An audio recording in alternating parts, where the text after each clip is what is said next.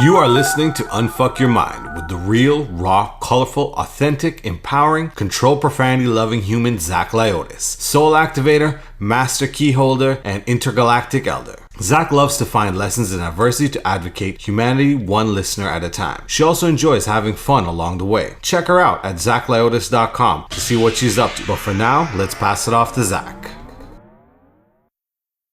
Hello, everyone, and welcome to Unfuck Your Mind. I'm your host, Zach Lyotis. In today's podcast, I have Micheal Sanders, a storyteller, explorer, entrepreneur, a mover, and a lover. Micheal Sanders is committed to enjoyment, liberation, and love, and he lives a life oriented around play and movement. Micheal is a chief storyteller at Horizon Blockchain Games. He is an inventor and advisor in various industries, including cryptocurrency, clean energy, education, real estate, precious stones, music, and dance. And he's the author of the best-selling Ayahuasca and Executives Enlightenment. Micheal, welcome to the podcast. Thanks so much for having me, Zach. So awesome to have you here. And at first I want to say, I see you posting videos of you dancing on Facebook. I literally watch those, and just through your movement, you shift my own energy. So when you're saying like a mover, I wanted to say shaker as well, because you literally move this energy through me as I'm watching those videos. So awesome. Thank you. I'm happy to hear that. That's part of the reason why I share them. Just I've received a lot of feedback that people find them inspiring, so I continue to do so.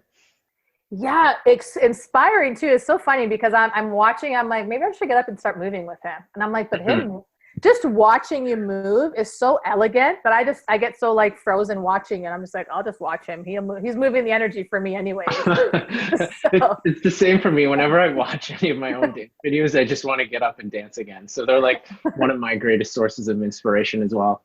Oh my gosh, so amazing. So I want to ask you this question because it's coming down, but when did you start the process of, awakening your spiritual self?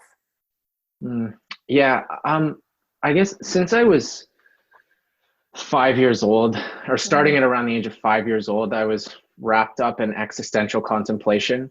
I remember playing with with a toy Ferrari and a toy police car, just thinking like, this isn't all there is to it, like this notion of materialism and people on a quest for these goods. And I was particularly bothered by the fact of going to my kindergarten class, and we were talking about like English or math or whatever it was, and why we were focused on the minutia instead of the grandiosity. Instead of asking, like, why were we focused on, such small details, instead of asking ourselves, what is the universe? What's happening right now? Why do we exist? And yet we were talking about the weather, and I found that disheartening. It was as though everyone was conspiring and just they all knew the answer and they weren't sharing it with me, or they were not curious, which I found perhaps even more troublesome. Yes. And then at the age of 5, I had a conversation with my dad where I expressed to him that I don't believe there's a God. And so he and I went down that rabbit hole, and we chatted till like 4 a.m. And then we would have these conversations regularly. And I guess it was, later on when I was in probably the 7th or 8th grade, when I started having sort of existential and philosophical conversations with my friends. And in hindsight, I recognize that it's not as though other people weren't having these wonderings and curiosities. It's just that at that time, I didn't necessarily know how to articulate my own thinking with other people, and I wasn't able to connect with them, partly due to shyness, partly due to inexperience. And I would say, though, that, throughout my teens, I sort of had, and into university, I had a lot of angst. I was quite distrusting of media, beginning with September 11th, 2001. It really shook me in the way that things were portrayed and then later revealed to not necessarily be true.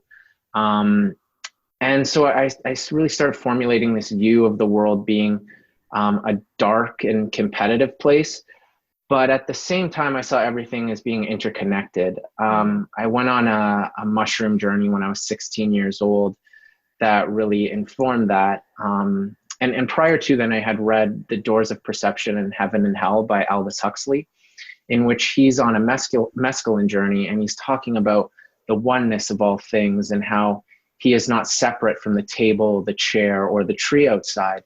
And I was reading this when I was 14 years old, and I could intellectualize what he was talking about. You know, like I could read the words and like they made literal sense, I suppose. But I was thinking like, dude, you're not the tree or the chair or the table. Like you're separate from them. But it piqued my curiosity. And then when I was 16 and I had my first mushroom experience, there was this sort of defining moment where I was in a meadow, and it was connected to a horse pasture where there were a number of horses running around, and there was this storm brewing. And I walked up to the fence that separated me from the horses, and there was this stallion on the other side of the fence, like only a few feet away, just staring at me.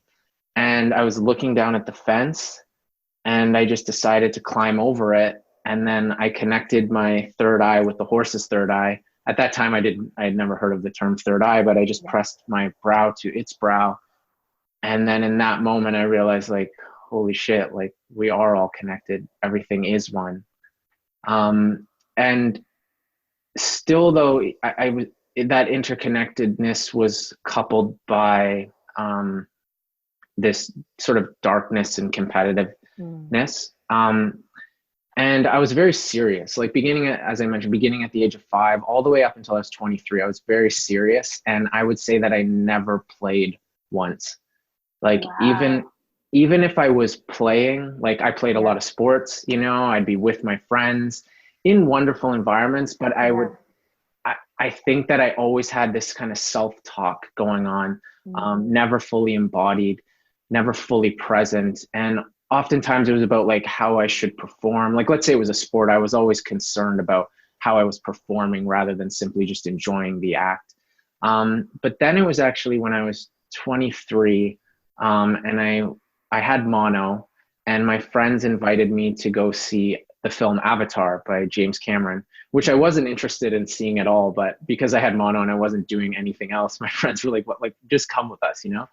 So I went, and I cried throughout the majority of that film. And it just changed my fundamental perspective of reality. Like that feeling of seeing everything as interconnected, dark, and competitive flipped to being interconnected, loving, and beautiful.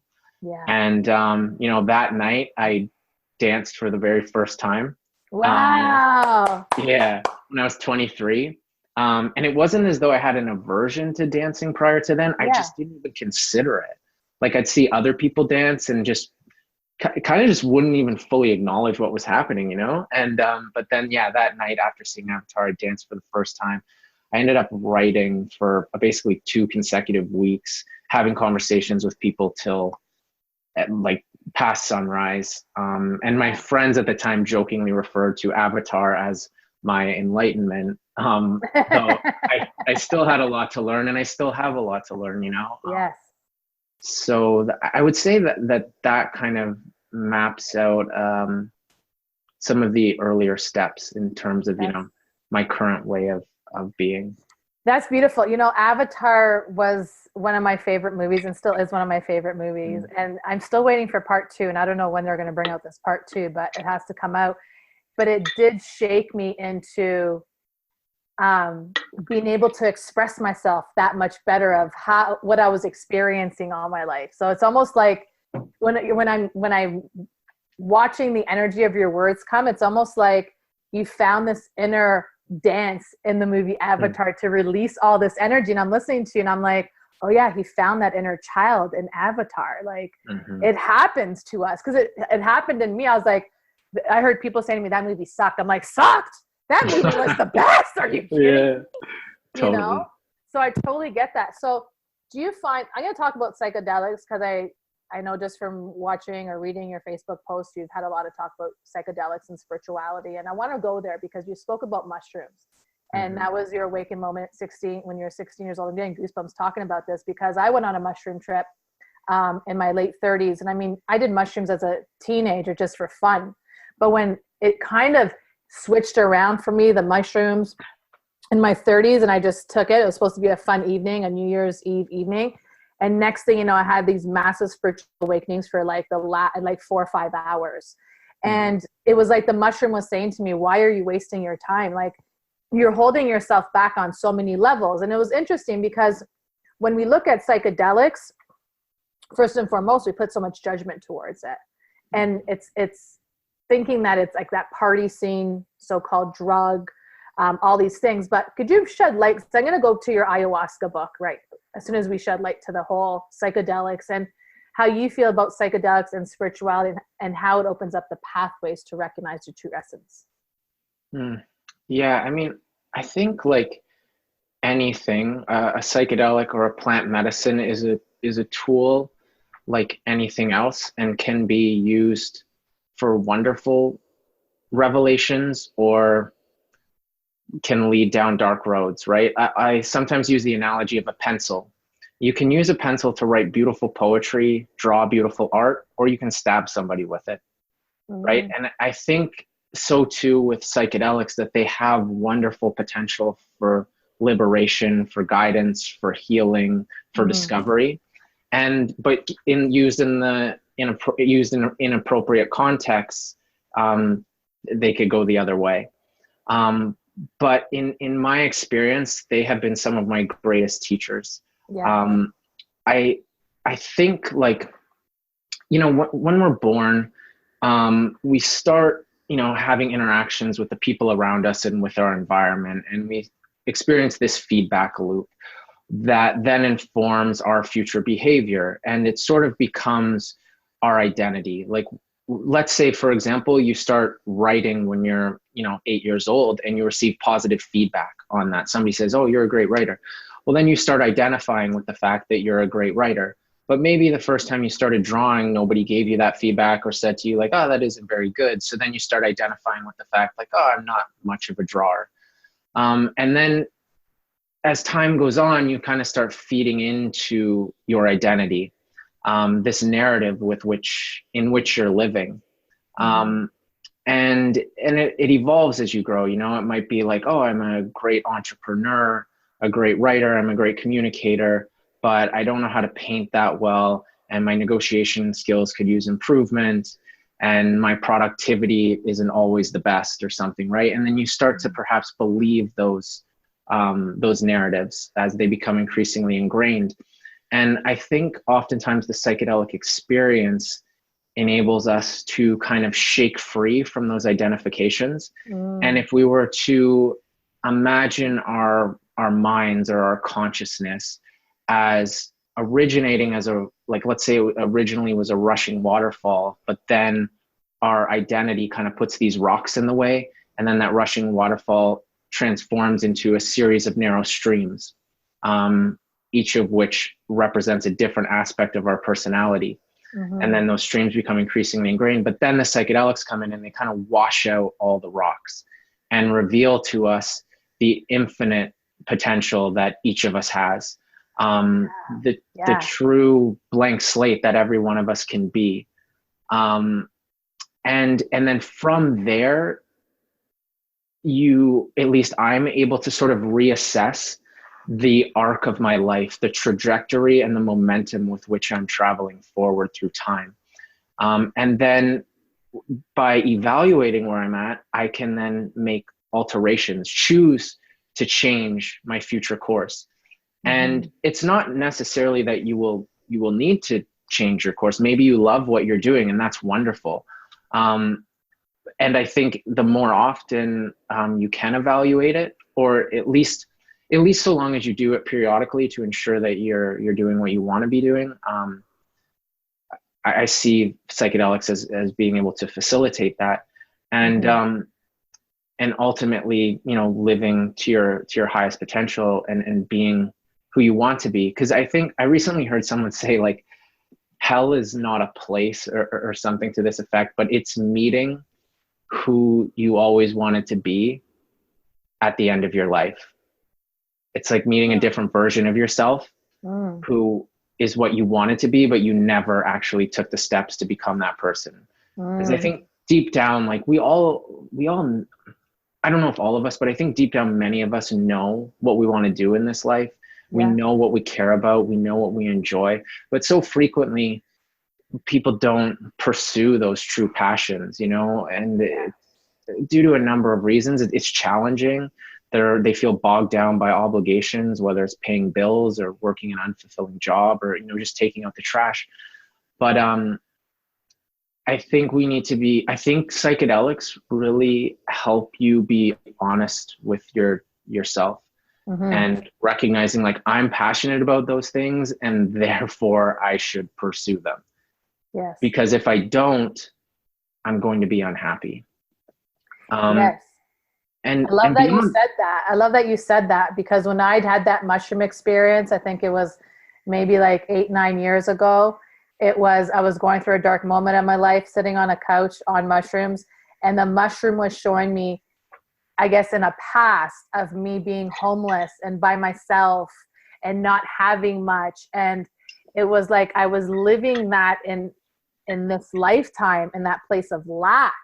And it was so funny because I ended up enrolling in school 2 days later. I ended up getting another diploma. All these things happened because of that, you know, experience that I had with the mushroom and the relationship that I had with the mushroom. It was like, you know, I was going in with a different intention, and it was like the mushroom said, no, I need to show you something.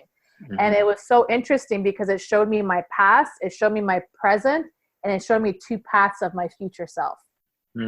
And it said, choose which, like, I'm getting goosebumps talking to you about this. It said, choose what path you want to go down. And it was like, you could go to school if you want, absolutely. Or you could continue going down this path, trying to figure it out and getting nowhere and being frustrated. So I ended up enrolling in school. And then my life literally changed instantly right after that.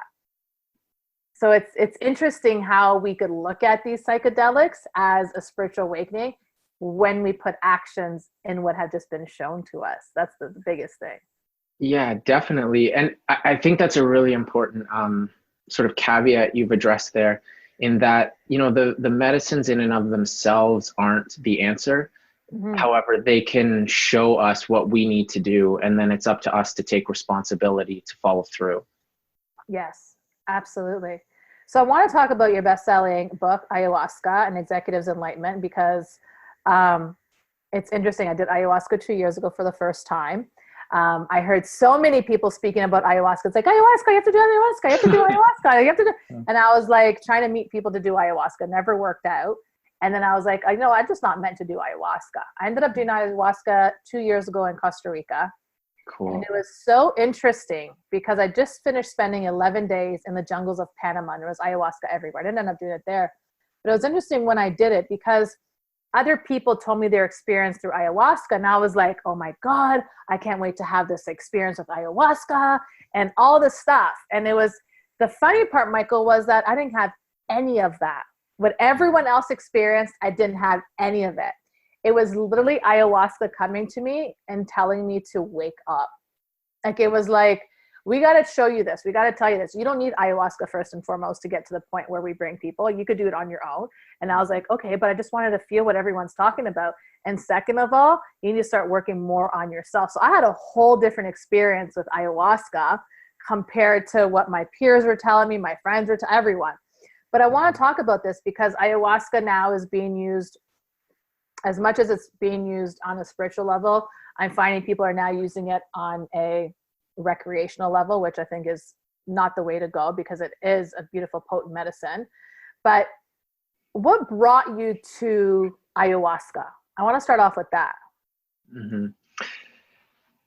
Yeah, it was, so I first heard about it sometime in 2012 when I was listening to a Joe Rogan and Aubrey Marcus podcast. And I was listening to Aubrey Marcus talk about how incredibly enlightening the experience was. He was healing these issues he had in his glands his entire life. And the ayahuasca showed him from this out-of-body perspective how to alleviate the pain that he had been experiencing his entire life. And like, he had seen so many doctors and everything, but it just showed him how to do it. And then all sorts of traumas he healed, and he was vomiting out his fear into a bucket. And when I heard that, I knew at some point I would travel to the Amazon to drink this strange psychedelic brew. I just didn't know when it would be.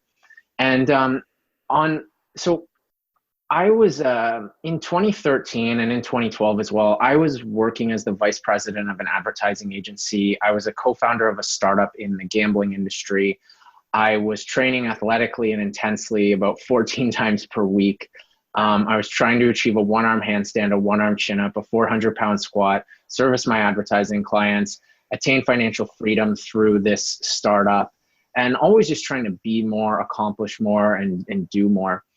Never meditating, never relaxing, never doing any yoga, not appreciating the yin energy at all. It became difficult for me to even hang out with friends because I was so regimented, and I needed to eat optimally so that I could sleep optimally, so that I could wake up at 7 a.m. and work on my handstand before going into my office, and I'd be like listening to podcasts while eating my lunch instead of just being with my food. And it got to a point where I ended up, I was sleeping about 10 to 12 hours each night. And when my alarm clock would sound in the morning, it felt as though the universe was playing some sick joke on me, because it felt as though I just closed my eyes and I hadn't slept at all. And I was really losing my zest for life, and I was going into a really dark place, just going through the motions. I wouldn't make it into my ad agency until about noon every day. And then I'd leave at like 3 p.m. because I'd be so tired. And then the only thing that would make me feel alive again would be to go weightlift or do gymnastics or something. And so I really have this love for movement, but it had kind of turned into an obsession and a borderline addiction at that point. And the breaking point came on February 2nd, 2013, when I went to the gym. I was trying to lift this one weight 25 times. I didn't have the strength to lift it even once. So that was like a huge shot to my ego. And then that night I was making love with a beautiful woman, and I wasn't able to get a boner, and I was only 26 years old. And, I'd kind of been in denial because my libido was like totally shot, but I was just telling myself like, oh, it'll appear when you need it. Yeah. And then I faced the harsh reality. So that night I said to myself, I'm like, I am going to put a bullet in my brain if I can't figure out how to start feeling like myself again within the span of 2 years. So I gave myself a timeline. And the very next day I started consulting with a naturopath. His name's Lovedeep. And he really got me to focus on meditation and play, to be less regimented, and to just rediscover my love for movement. For example, like, why did I start in the first place? And so I started dancing a lot more, rock climbing. Anyway, ended up going to Burning Man for the first time in that year, which that deserves a whole conversation of its own.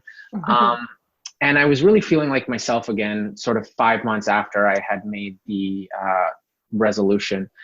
And then upon returning from Burning Man, one of my best friends, Sid, said to me like, hey, what are you doing for New Year's Eve this year? And I was like, I don't know yet. What are you thinking? And he said, I want to go down to the Amazon jungle and drink this medicine known as ayahuasca.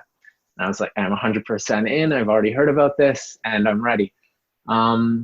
So yeah, on Boxing Day of 2013, two of my best friends, Carl, Sid, and I flew down to Iquitos in Peru. And then we ended up trekking through the Amazon rainforest for about a week, and then arriving to the ceremonial grounds of Nue Reo in the middle of the jungle on New Year's Eve of 2013. Wow. As you're telling me this story, I'm getting first and foremost shivers all over my whole body. And I literally want to cry. It's like your old self. Like I could feel it leaving. So I just want to cry. So I know it's a shedding of something. So crazy. So here you are in the Amazon now. I'm sure you didn't have any intention of what to expect, but what happened in that process of taking the ayahuasca? And if the listeners are out there never taken ayahuasca, this medicine has the most foul taste to it, but it is so foul. It smells awful. But at the end of the day, once you take it, it's like when I did it, I opened up a lot of doors. But what was it for you that ayahuasca gave to you? Yeah. First of to me, I think it tastes a lot like a green smoothie without any berries in it. It's just like it kind of tastes like dirt and grass. Um, so I don't find it that unbearable. Like I know a lot of people do, but it's certainly not something I would seek out for its flavor alone. Yeah, But no. but just to not totally scare off everybody, I don't think it's that bad. Okay, okay. It's not great, but like By um the third one, you get used to it because you'll end up yeah. having a bunch of them. But by the third one, you'll get used to it. Yeah. But I mean, so I had a couple of intentions when I went into my ceremony. One of which was to gain some clarity on my life's path. Another was to heal a physical symptoms that I was experiencing that I attributed to a past athletic injury at the time, and I wanted to sort of recalibrate the neuromuscular pathways so that I could move beyond the symptoms of the physical ailment. And I so I drank the medicine. It was New Year's Eve 2013. We had just done this yin yoga practice that was intended for us to open up to the plant medicine and invite in light spirits. And we took a flower bath as well, in which the petals dried on our skin for similar reasons. And Zach, I was like a bit skeptical to these practices, like Yeah. inviting light spirits and everything. I also wasn't totally convinced about the validity of the dieta, of the diet, like it didn't make sense to me scientifically or based on all the nutritional research I've done over the years as to why I would not eat salt. Like salt helps for Yes. hydration and all of these like chemical processes in our body. So to not eat salt or any spices, it just didn't make sense to me. However, I reason that if I'm willing to travel all the way down to the jungle, like I can practice the local customs for a while because maybe they know something that I don't. But I just want to say that because it's not as though I went into this experience thinking like I knew anything about spirits or that, because like the shamans were calling this mother ayahuasca an intelligent plant entity, which I perceived as metaphor. I thought it was a metaphor. And so I went, and on New Year's Eve, I drank the medicine, and I went and sat down at my mattress, and I having like being well versed in psychedelics, but never in like a purely intentional sense. I wouldn't say it was totally recreational, but I had never like set an intention doing a psychedelic or plant medicine before. But anyway, I didn't want to just wait impatiently for the onset of the effects, so I decided to meditate and reflect chronologically upon my year of 2013. And I was about 35 minutes in. I was at the month of October in my reflection, and this fire just shot up my arm. And instinctively and intuitively, I thought aloud. I sort of telepathically broadcast, Mother Ayahuasca, can you please give me 5 more minutes as I finish my reflection? I think it's important that I do so. Oof, goosebumps. And then I felt this presence respond by saying, yes, my child, take your time and let me know when you're ready. And then the fire receded down my arm. And I thrashed my head to the left and the right, looking for where this voice came from. And then I realized, like, holy shit, I'm talking with a plant right now. And so I quickly and intensely finished my reflection upon the year. And it took me about 5 minutes. And then again, instinctively, I telepathically broadcast. I'm like, Mother Ayahuasca, I've finished my reflection. I'm ready to welcome you into my mind, my body, my soul. These are my intentions. I'm open to anything that it is you want to show me. I hope to learn a lot from you, and maybe you'll even learn something from me. Welcome. And at this point, Zach, the fire then rises up my right arm, expands across my torso, into my head, my mind, down my legs, filling my feet in just such an incredible warmth.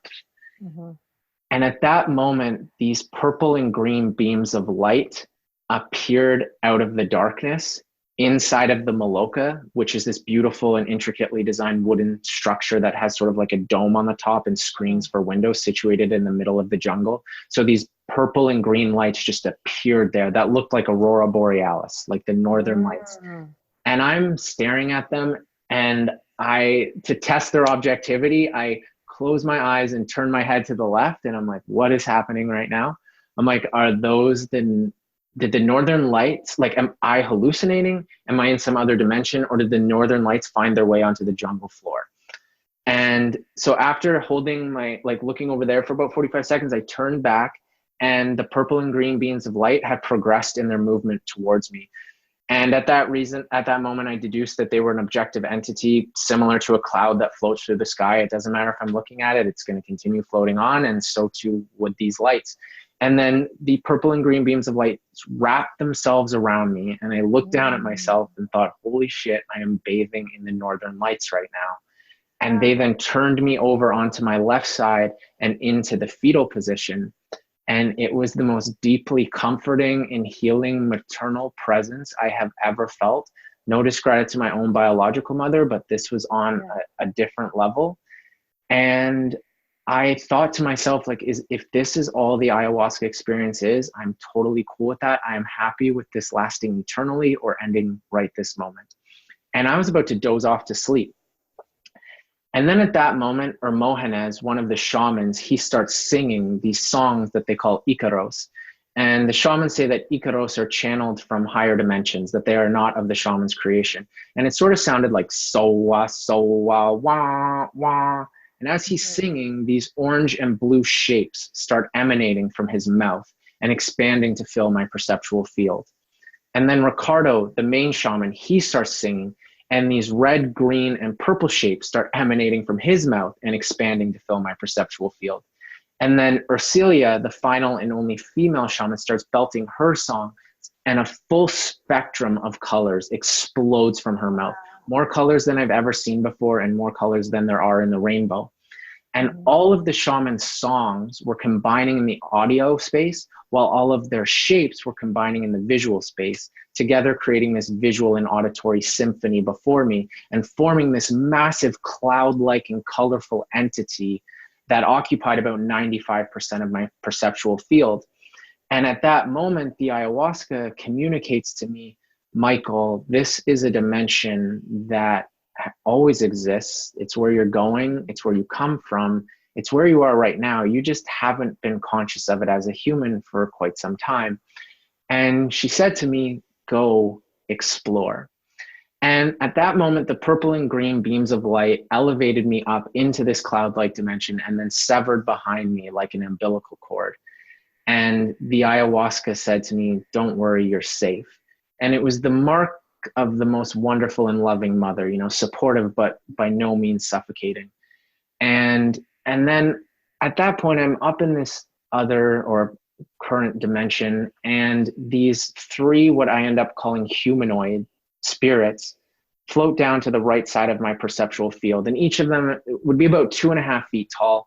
All three were female. Each had dark bodies, and they were wearing cloaks, and they were outlined in the most vibrant colors I had ever seen, like a neon light multiplied by 1,000. One vibrant yellow, another vibrant pink, and another vibrant orange. And I had never encountered anything like this in my entire life. It was as though there were just three beings that kind of looked like humans just plopped down right here out of seemingly nowhere. And I was like, what the fuck is happening right now? Like, this is insane. And to test their objectivity, I shift my gaze over to the left, and I'm thinking, okay, what is happening? Like, it's incredible, but I'm just trying to like get some bearings, you know? And then the beings float from the right side of my perceptual field over to the left, because that's where I'm looking. And they sort of telepathically impart to me, aren't you interested in what we want to share with you? And I'm like, yeah, I'm interested in what the other dimensional beings want to communicate. And then each one of them starts expressing love. And I like to make this analogy when explaining how the communication operated for me in these realms, in that it's beyond language. I'd say it's even beyond telepathy. But the way I'll explain it is, like, imagine trying to describe the feeling of falling in love to one of your friends. And, you know, if they haven't experienced it, they can understand your words and intellectualize it, but they don't truly know the feeling. But then imagine you can take the feeling of falling in love and just go and plant it inside of them.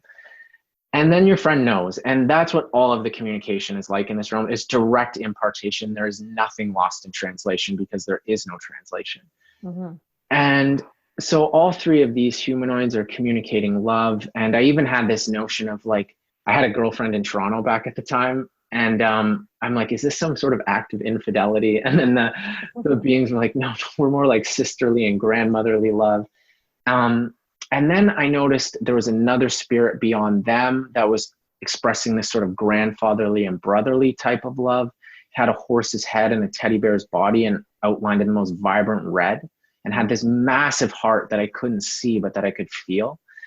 And then I noticed these 6 or 7 worm-like tubes stacked on top of one another that looked like mitochondria from your biology class textbook, if anyone remembers. And I ended up calling them mitos due to the resemblance. And they would glow this bright blue, and then the color would recede and reveal these bright white eyes. And then they would glow a bright red, and it would be so bright that it would blot out their eyes, but then the colors would recede and I could see their white eyes again. And then I recognized that these mitos had an intimate relationship with my gut flora, with the microorganisms inside of my intestines and stomach. And so I looked down at my stomach, and floating out from my body are these little white furry creatures that look like the Furby doll, for anyone that remembers those. Wow. And they float up into this dimension and they start communicating with me, and they say, Micheal, your body is not just your own. It's a vessel for trillions of different spirits and beings. And you want to make your vessel as welcoming as possible to the light spirits, because we affect your thoughts, your moods, your behavior. And so they said to me, they're like, in order to make it welcoming, like keep up with your daily movement and keep up with the way you eat and meditate. And they're like, play even more than you're already doing, because that makes you an incredibly welcoming environment for these loving spirits. And then they gave me these 2 very direct pieces of advice, like very explicit. They were like, Micheal, stop eating dark chocolate and stop eating pork. And I was like, okay. I'm like, why? And I'm like, I thought those things were healthy. And they said, well, they can be. They're just not for you on your particular journey at this particular time. And so I asked them why. Like, I need to know the reason before I'm just going to accept this. And so they showed me in this sort of out-of-body time traveling experience where every day in the month of December leading me up to going down to the Amazon, I would eat 2 or 3 squares of dark chocolate around 4 or 5 p.m. before I'd like go to the gym or rock climb or dance or something. And then they would show me my sleeps every one of those nights. So they showed me sleeping in my own bed, and I was tossing and turning. I was restless throughout the night. So I thought I had been getting sleeps, but I wasn't. And I was like, that's an interesting correlation. And then the ayahuasca was like, it's not correlation, it's causation. The chocolate is what's keeping you awake at night. And I was like, okay. And then I'm like, so how about pork? And then they showed me experiences beginning at the age of 4 all the way up until I was 26, particularly with every time that I ate bacon, there would be this inevitable, like pretty acute lethargy that would persist for like an hour to 3 hours immediately after I ate it. And then this low-grade inflammation that will persist for like 3 or 4 days that I just wasn't consciously aware of. Like I wasn't making the connection. So, since that time, I haven't eaten pork. And dark chocolate, my relationship with it has changed, but I took like 3 years and never bought it once, and now I have it very sparingly, like if somebody offers it to me. And so anyway, I'm in this dimension, and then I start looking around this sort of new form of hyperspace. And it's like being in underneath a rural night sky where there are stars, and then there are stars beyond the stars, and then stars beyond those stars. And there were spirits, and then spirits beyond those spirits, and spirits beyond those ones, infinite in degree, infinite in number, infinite in kind. There were spirits that looked like plants, some that looked like animals, serpents, insects, shapes like microorganisms, shapes I have no name for, because we as humans, or at least I don't consciously categorize these things because I had never seen them before.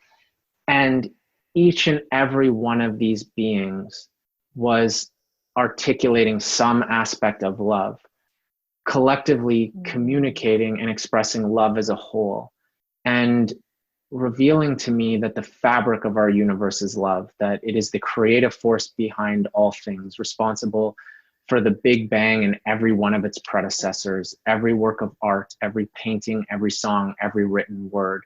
It's the reason why stars explode, black holes exist, and galaxies are born. It's the child who cries, the bird that flies, and the grass that grows through the pavement. It's you, it's me, it's boundless, it's infinite, it's everywhere, and it's all love. Oof. And that, feel that. I want everyone to feel what you just said. Let me, as you're talking, I'm like, oh yeah, that feels good. And my heart's just opening up. So I want you guys to really feel what he just said there, because it's true. We are that. Oh, keep on going.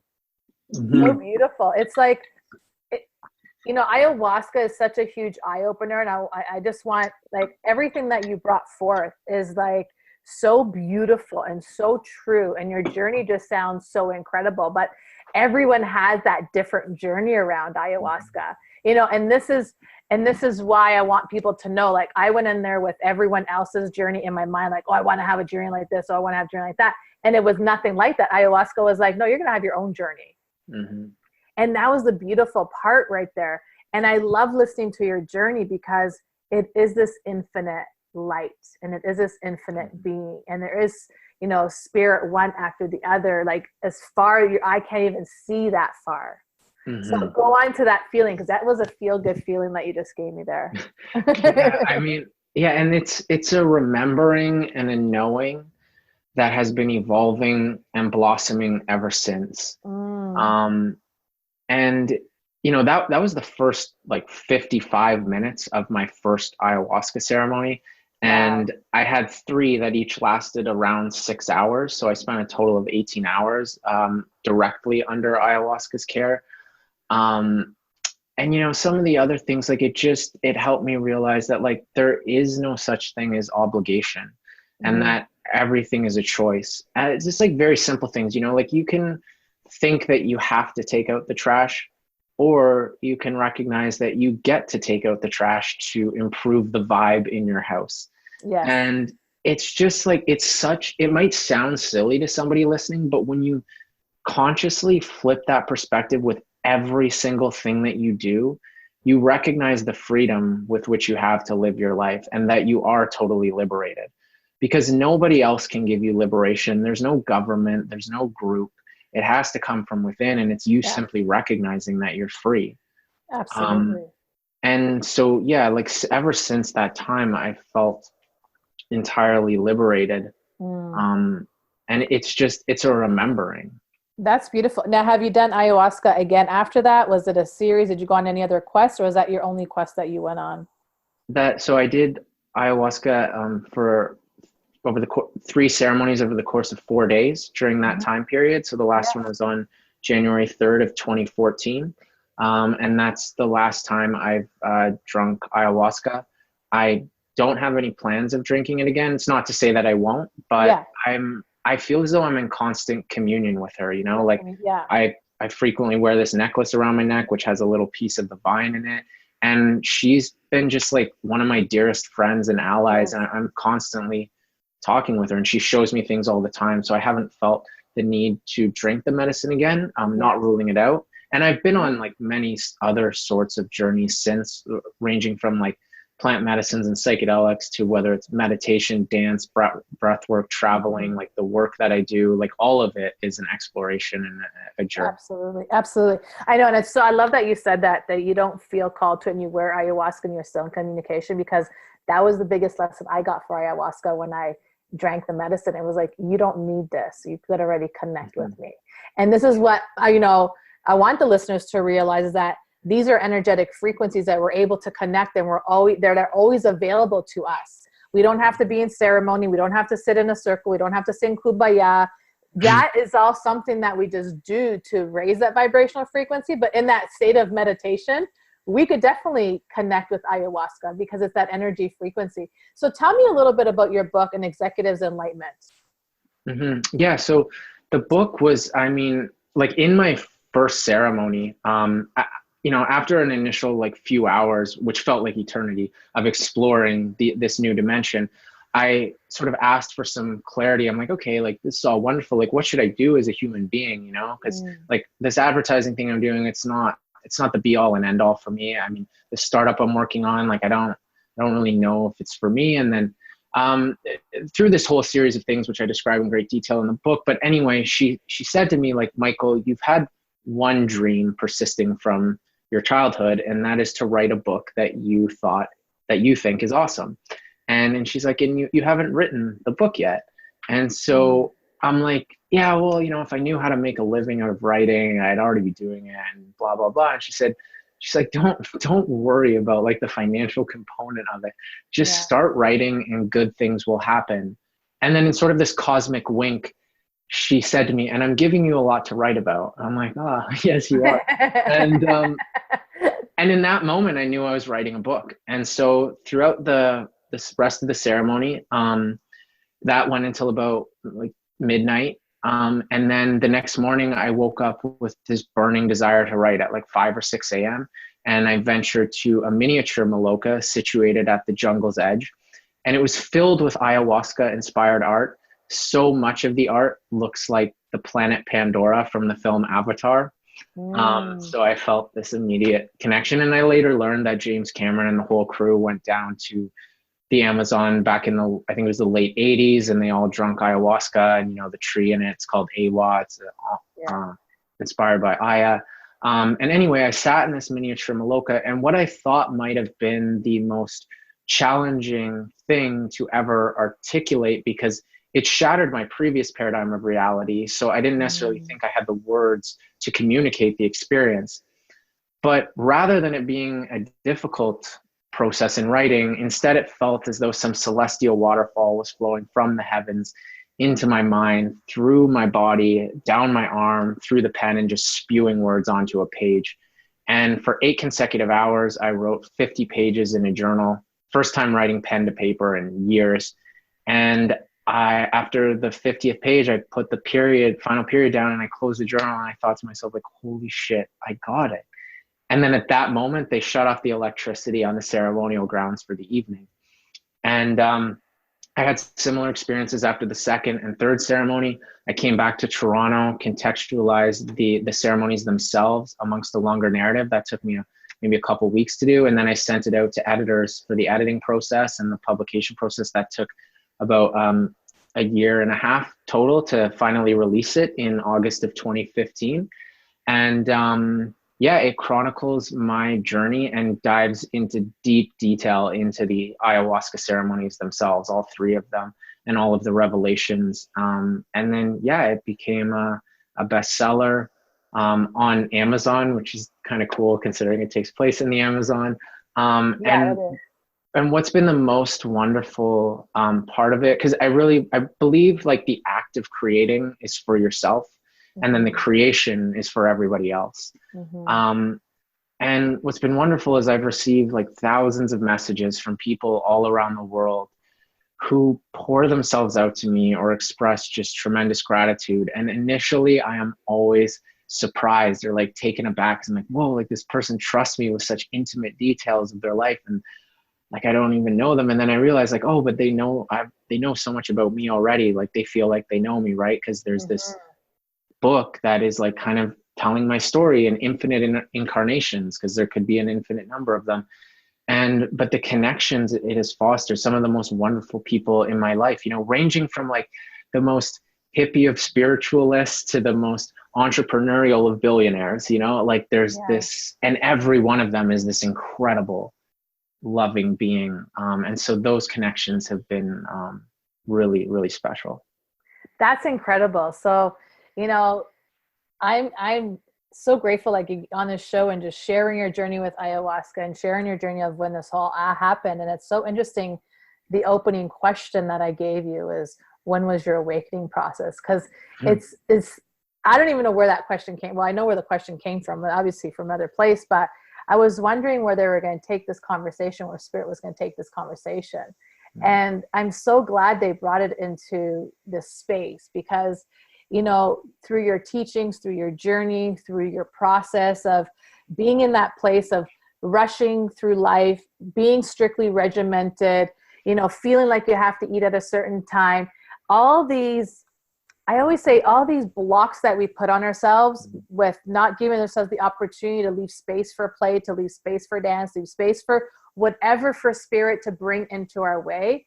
That is such a beautiful way to say, you know what, I need to stop. And it was almost like, you know, you had to go through the non-boner situation to be like, okay, like this needs to end. Like I'm 26 years old and I can't get a hard on. Like something's wrong here. Right? So we always have to find that low point in our life to be like, okay, I got to create change. And now, like, I'm listening to your journey. I got goosebumps all over my body in this whole conversation. I'm listening to your journey and I'm like, yes, like some people lose hope in that place and say, you know what, I could just take a blue pill and everything will change. No, there's a lot more to that. There's a reason why you had to go through that. So I want to thank you so much for sharing your journey, your lessons, your wisdom, everything with us. And for anyone that's interested in getting the ayahuasca book and Executives Enlightenment, in the show notes, there's going to be a link there. And there's going to be links to all of Michael's socials as well in the show notes. So Michael, thank you so much for this, for your presence. Awesome. Thanks, so Zach. Beautiful. And thank you so much for having me. And thank you to everyone who's listening. Yeah, thank you. So everyone, thank you for listening to today's Awaken Men Mondays podcast. We're so happy to have you here. I know that you've taken away so much just by Michael's story and to his wisdom from, you know, what he had to go through to his awakening process to creating that change in his life. And that's what it's truly all about. It's really about creating that change that we want to become, who we want to become, and what we desire in our life. And it's not always about being regimented and being stuck on a clock and earning millions of dollars. Yes, to earn money is great, but to have life to enjoy money is even better. So leave us a comment, leave us a review, leave us everything that you feel could help bring this podcast to the next level, and go cop Michael's book. The link is in the show notes. Bye for now. Thank you for listening to Unfuck Your Mind. Head over to iTunes and leave your 5-star review and comment to get uprising the charts so we can get this incredible wisdom into more ears worldwide. In the show notes, you'll find all affiliate links to what we've mentioned in the podcast or products Zach loves to use. Until we connect again, unfuck 1% of your thoughts and watch how your life shifts.